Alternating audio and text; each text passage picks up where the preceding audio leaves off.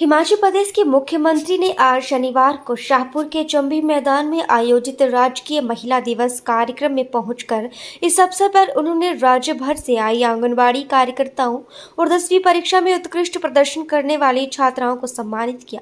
हिमाचल प्रदेश के मुख्यमंत्री ने अपने संबोधन में भाजपा के राष्ट्रीय अध्यक्ष जेपी नड्डा की हाल ही में मंच से की गई टिप्पणी पर पलटवार किया। उन्होंने कहा कि आप स्वास्थ्य मंत्री रहे हैं और आंखों का इलाज करवा सकते हैं, लेकिन जब भाजपा की सरकार थी तब आपने मुख्यमंत्री, मंत्री और नेताओं का भी इलाज करवा लेना चाहिए था। तब भी केंद्र में भाजपा की सरकार थी। मुख्यमंत्री ने आगे कहा कि हमारी आंखें भले ही कमजोर हो सकती हैं, लेकिन हमारी दूरदृष्टि काफी अच्छी है। हम प्रदेश को आत्मनिर्भर बनाने की दिशा में तेजी से काम कर रहे हैं।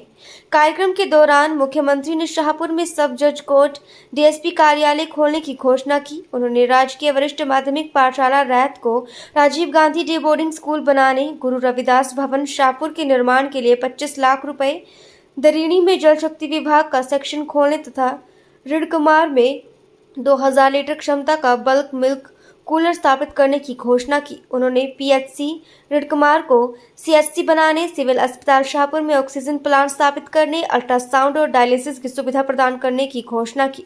मुख्यमंत्री ने पीएचसी लंच के भवन निर्माण के लिए धनराशि प्रदान करने, सिविल अस्पताल शाहपुर और पीएचसी नागनपट में डेंटिस्ट, पीएचसी चंडी में डेंटल हाइजीनिस्ट का पद स्वीकृत करने, राजकीय महाविद्यालय लंच में बीसीए, विवोक तथा पीजीडीसीए कोर्स शुरू करने की घोषणा भी की।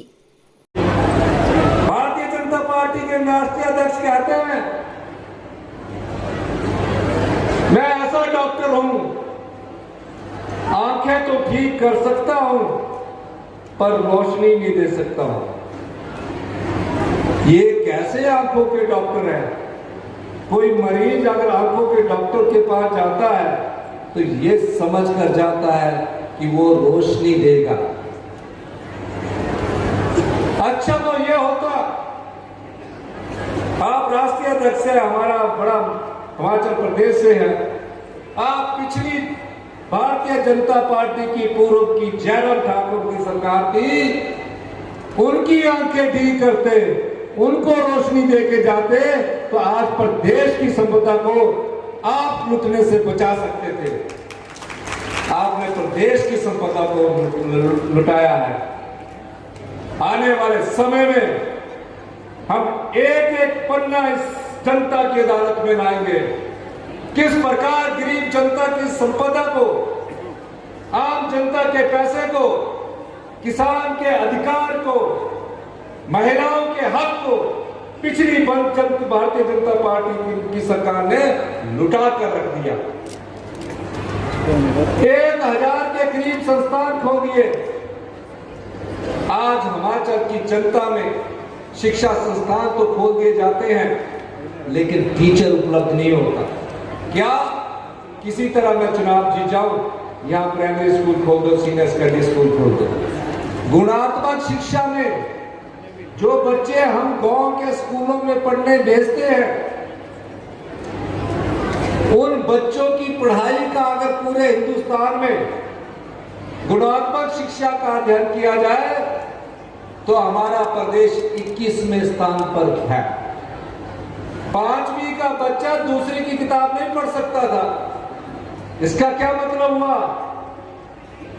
कि जो गरीब गांव का परिवार, आम परिवार का बच्चा गांव के स्कूल में जा रहा है, मां तो उसको बड़े खुशी से तैयार कर स्कूल भेज रही है कि मेरा बच्चा पढ़ेगा, मेरा बच्चा पढ़ लिख कर अच्छा इंसान बनेगा, लेकिन हमारी सरकार उसको गुणात्मक शिक्षा नहीं दे पा रही। हम उस गांव के लोगों के साथ भी धोखा कर रहे हैं। ये जयराम की सरकार हमें छोड़कर गई।